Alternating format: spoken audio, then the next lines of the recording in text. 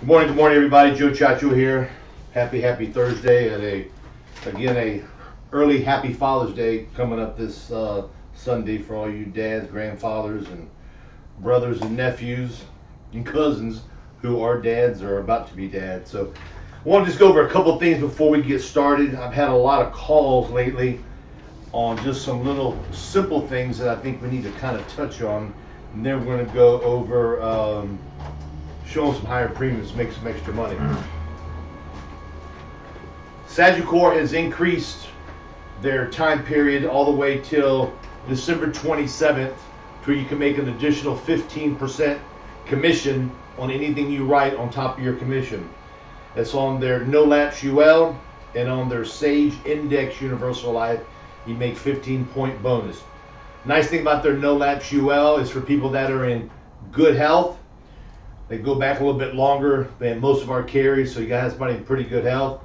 Ages 18 to 65. Client can be approved right there on your iPad. If they're 66 to 85, completed on the iPad, yet an actual APS will be requested by the company for the client to get approved. And the nice thing about it is that for the 18 to 65, minimum 25, it goes all the way up to 400,000.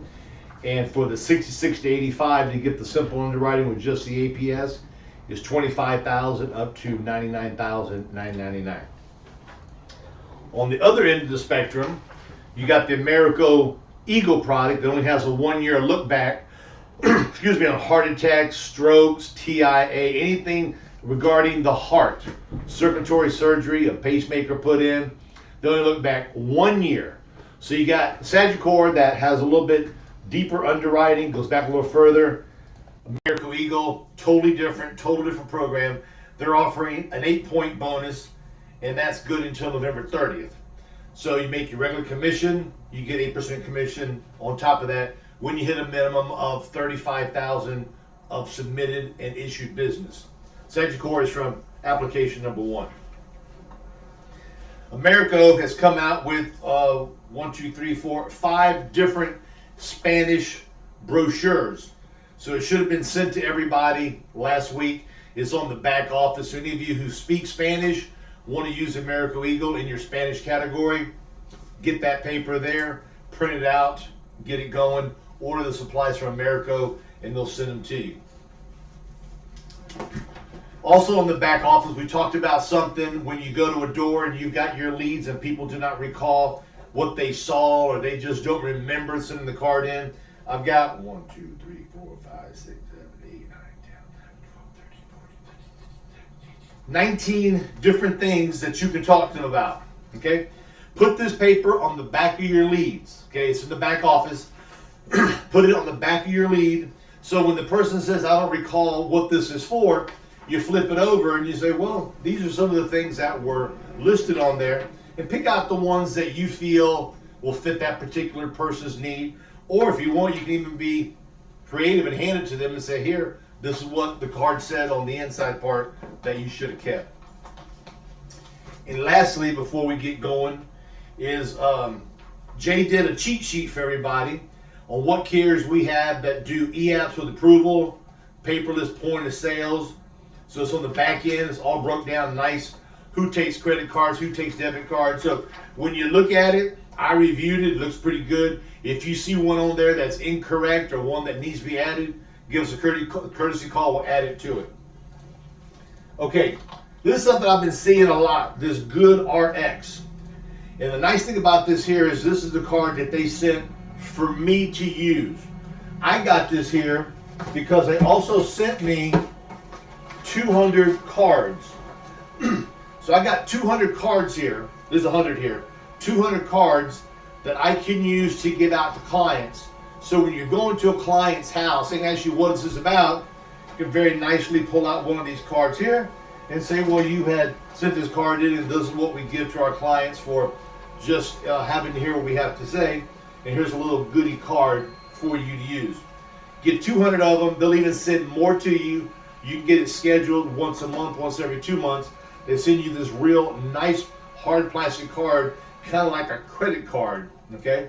Perforated here and here, so you can print the little card out for yourself. and also get literature on it on my emails on different things that they have. The one that actually sticks in my mind that I saw yesterday is that taking high blood pressure medication, how does it affect you when you are drinking alcohol? So there's a lot of little nice things that they send you that can increase your knowledge on things and also give you something else to talk to a client about. Okay. All you got to do is go to GoodRx, sign up. They'll send it to you. I probably got it within a week. I think it's something that is kind of neat to use. Maybe get your foot in the door, maybe help you make a sale, and it's also helping people out, especially the people that may go into the donut hole, or maybe a grandparent or a parent whose children cannot afford health insurance. Be something nice to give to them if they need any type of medication. Okay, this paper here is also on the back end of the back office. Agents have been calling me and saying, Joe, the leads are good, I'm making sales, yet I'm just not making the amount of money that I thought I'd be making. So what I do, I normally go over them with them to make sure that they're doing the proper underwriting. Are they doing a point of sale? Are they getting paid on issue? Are they getting paid on draft? Because when you get paid on draft, you don't get paid till a couple days after the draft date is set. When you get paid on issue by most of the carriers, you write it today. Let's say today's a Monday. You write it today, you get paid either Tuesday or Wednesday. The latest is on Thursday. That money will be direct deposited into your checking account, which helps your cash flow out. So think about who you write, especially when you need cash flow. So this is what I did here. And I just did a little diagram on when I was speaking with the agent. He's closing properly, making good sales. He's making contact. People are home. He's having some rebuttals he's having to work on. But what he's doing is that he learned from his old company, show 3 prices and keep them low to make sure that people buy. Anything wrong with that thought process? No. Yet what's happening, when you do an average premium, I have over here of $40, that's less than $500 annualized premium. What ends up happening, you got to write a whole lot more to make more money. So this is what I suggested for him to do and for you guys to consider doing, because the worst that they can say is no to those high premiums, but yet when you show them a high premium, that low premium looks somewhat more reasonable. I like showing 5 premiums. I got no problem showing something for $150, $175. I got no problem with sticker shock, because your job is to show them what is available. I know you can't afford that, Ms. Jones. I totally understand. Yes, I totally understand, but yet my job is to show you what is available. You're going to get some people that are going to bite. They're going to take a big chunk out of it. Yesterday, an agent called me named by Judith. Very, very nice young lady working with us. Said, Joe, I need a little bit of help. I'm here with a husband and wife. They each want to get a $10,000 program. They're both in excellent health. And went over the pricing with her. And we started talking. And I said, well, Judith, I said, they're in good health. She said, Joe, you told me about that Sagicor product. So I said, yeah. I said, do you think that they'll want to go for that? She says, well, give me the pricing. I'll go over it with them. The premium that she was showing them was $10,000, hovering like around $95 to $125. The gentleman was older. And I said, well, to me, that'd have been a nice little hit for anybody. So she showed them the $25,000 Sagicor, and they bid on it. One was like right around $195, and that was about $240 a month, and they're each getting $25,000 worth of coverage. Now, if Judith wouldn't have the guts to show it to them, she wouldn't have made a sale. So you have to look at what you have in your portfolio, and you have to sit and understand that you need to tell people what you have and let them decide what they want to buy. Those people saw the value of $25,000. They were up in age. They said, yes, that's what we want. We need some extra money to take care of the funeral, as well as a little bit of supplemental income when one of us passes away. Think about this, guys. She showed one from the 90s, one for the 120s. All of a sudden, she thought about Sagicor. The people bit. She had like right at a $500 application for 2 applications there. $6,000 annualized premium with 2 people, 1 sit. Bam, they're approved. So think about these things here when you're sitting with somebody. Don't be afraid to show higher prices, Because the worst they can say is no. That's the worst they can say. They're not going to kick you out of the house. They're not going to tell you that you're crazy. Show the higher ones, because if you don't show them, you have no opportunity to offer it to them. So I did a little scale here that I've done many, many times before. And I've got 80 sales, $40 each. And I did the other one at 65. When I did this here, I even factored in 15% chargeback. So I said on 80 leads, if you're a 25% closer, you're going to sell 20 sales, okay? You're going to make 20 applications per month, okay? So I did that there times the 480. I came out to $9,600 of monthly annualized premiums, okay? I didn't figure no commission in. I just did it just that way there. You figure in the commission later. And I said over here, if you do here the $40 lead, you're going to make $8,600, okay, on this little diagram here. And over here, you're going to make $13,000. So you sit and figure whatever your commission is, do the actual math of where you're going to fall on this diagram. There's a difference of $25 per application. For Joe, some people can't afford that. Joe, my commission's a little bit higher. My commission's a little bit lower. Joe, my commission on the guaranteed issues is a whole lot less. How do I factor that in? The purpose for this call today is to let you see and to hear that you have the ability to offer higher premiums, which is going to give you the capability of offering them a higher program, and you have the ability to make more commission. It's all about giving them what they want, but if you don't show them what you have, they're not going to know you have this here. Short story, long time ago when I started, went to a lady's house because I was trained to sell 4, 5, and 6,000. That was it. Lady wanted to buy, gave me all the buying signs. She had the checkbook out. This lady wanted to buy. It was almost what we call is a lay down. Showed her the 4,000, the 5,000, the 6. She says, no, I kind of want to think about it. I took a step back, and I was still green. I was still a rookie. And I said to myself, I said, ma'am, I said, you told me you need this here. You told me you have no coverage. You've got your checkbook out. Is there something that I didn't explain to you properly? I don't, I don't understand. I acted a little bit dumb.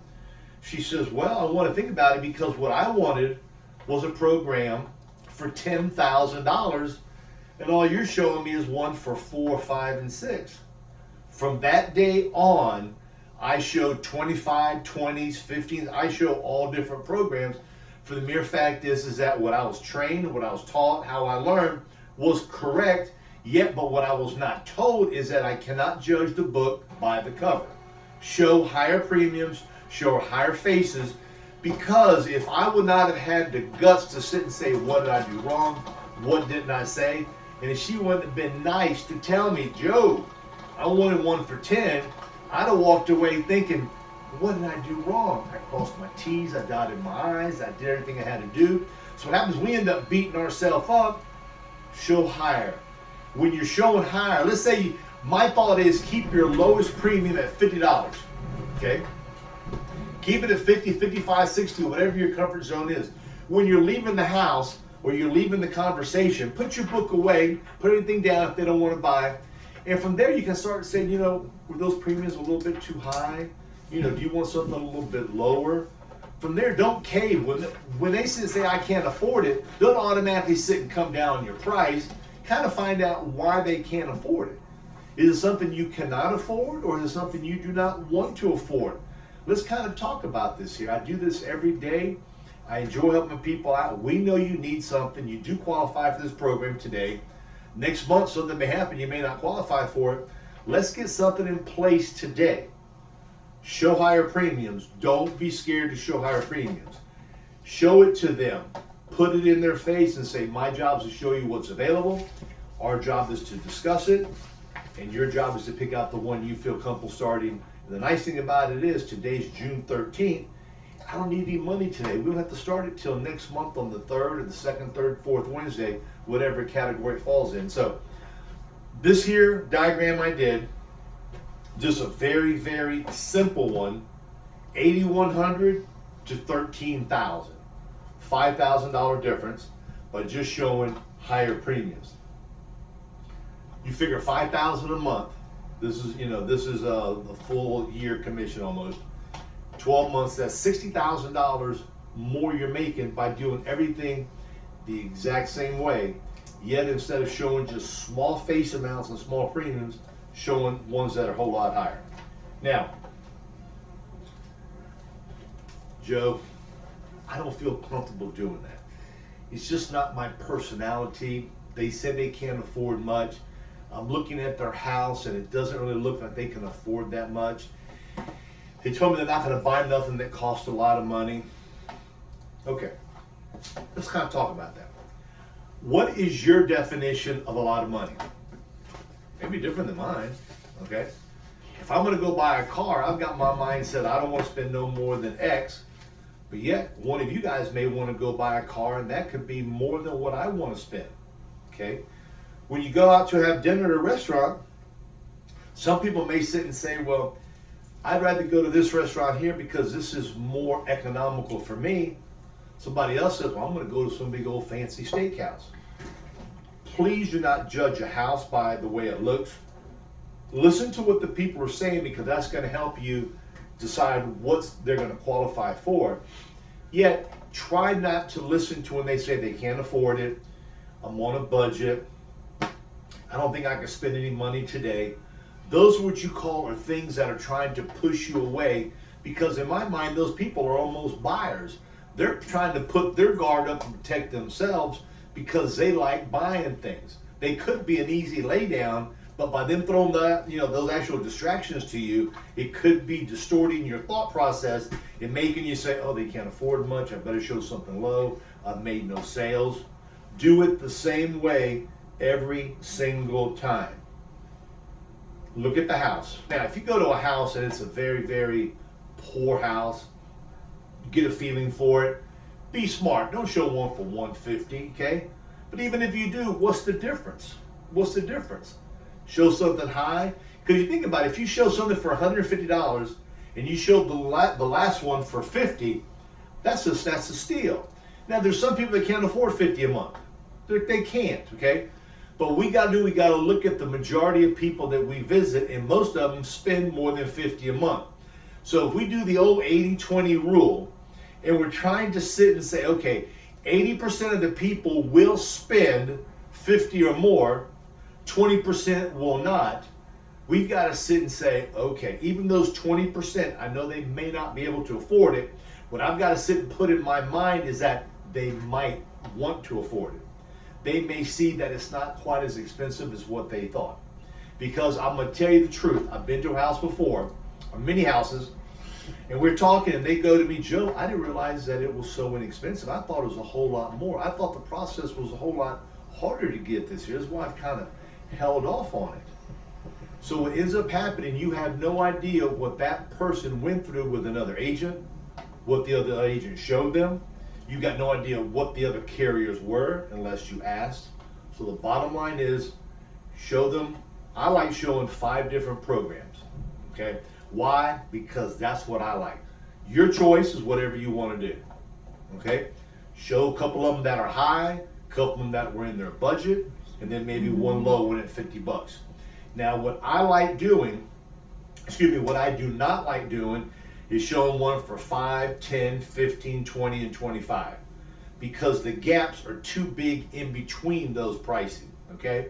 I'm gonna go to a house, depending on what they're telling me, what I feel they have, what I feel they can afford. I'm normally gonna start at whatever $50 is. So let's say $50 will give them $11,000. I'm gonna show 5102 for 11,000. Then I'm gonna go to maybe 13.5. I'm gonna go to 15. I'm gonna go to 20, and I may go to 22.5 or 25.5. Depends on their age and if they're smokers or non-smokers. I'm gonna try to keep it kind of stacked together, because if you go from 10 to 15, the difference could be sometimes $35, $40 difference. But if you do one right in between, from 10 to 12.5 to 15, they can justify spending that extra $15 a month to pick up $2,500 more coverage. So think about that there. Get some higher premiums, show higher premiums, don't be shy, give it a try. Appreciate your hard work. You got any questions, give me a call. And don't forget, these little goody things Go to good.rx, I believe it is. Let me see if it's written down here. It's goodrx.com. Boom. Do it. Use these cards.